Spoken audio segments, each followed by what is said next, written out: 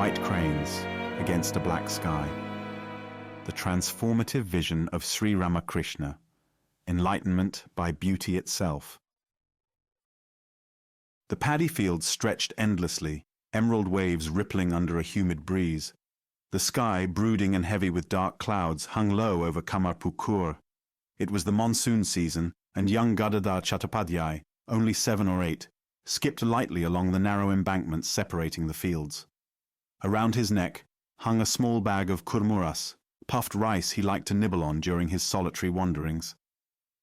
Gadadhar's bare feet brushed the warm earth, toes curling against the narrow path's edges as he wandered farther from the village. He loved these walks, away from the noisy bustle of people, cows and chores.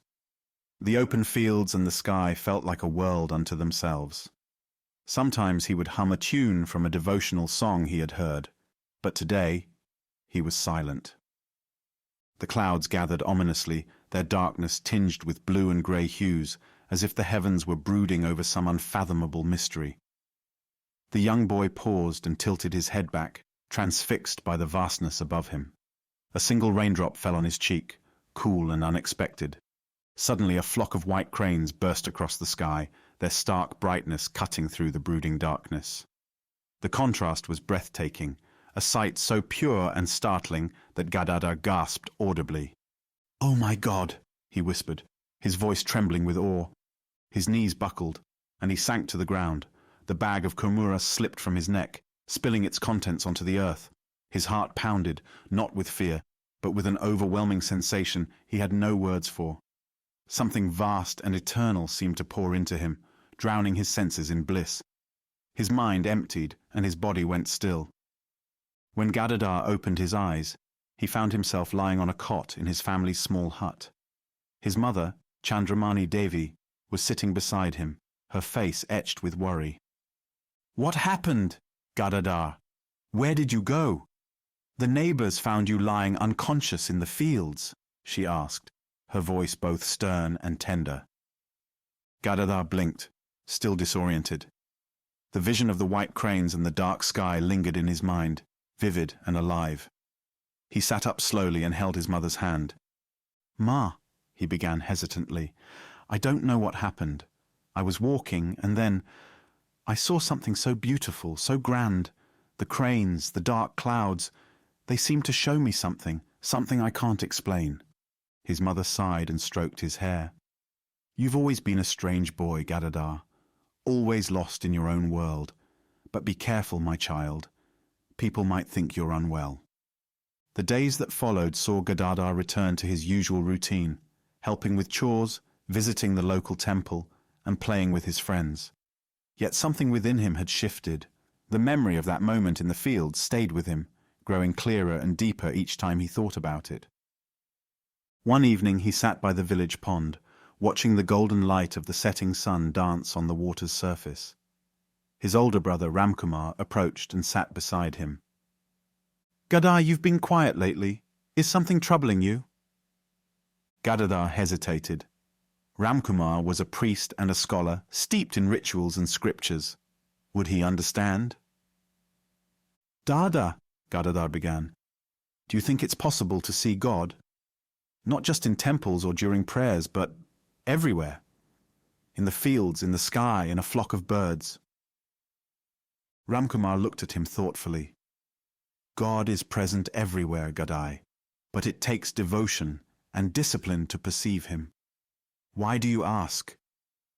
Gadadhar's eyes shone with intensity. "Because I think I saw him, or felt him. That day in the fields, when I saw the cranes against the dark clouds, it was as if the whole universe opened up to me. I wasn't just looking at the sky, I was inside it, and it was inside me." Ramkumar stared at his younger brother, struck by the conviction in his voice. "Perhaps you had a glimpse, Gadai, but such experiences are fleeting. To make them last, you must dedicate yourself to sadhana, spiritual practice." As the years passed, Gadadhar's thirst for spiritual understanding deepened. He read stories of saints and mystics, often asking probing questions that baffled his elders. Why was God both near and far? How could the infinite be contained in the finite? These thoughts consumed him, and he began experimenting with various spiritual disciplines, often in unconventional ways. One day, while assisting Ramkumar at a temple in Calcutta, Gadadhar overheard a group of scholars debating a verse from the Upanishads. They spoke eloquently, citing commentaries and interpretations, but to Gadadhar, their words felt hollow. "What use are all these arguments if they don't bring you closer to God?" he asked, his voice cutting through the scholarly chatter. The scholars turned to him, surprised by his audacity. One of them, an older man with a flowing beard, smiled indulgently. "And what do you suggest, young man? That we abandon study and simply wait for divine visions?"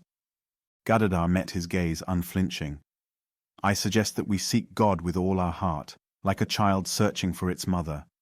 Books and debates can't quench the thirst for the infinite." Gadadhar's unorthodox approach to spirituality earned him both admiration and criticism. Some saw him as a prodigy, a soul uniquely attuned to the divine.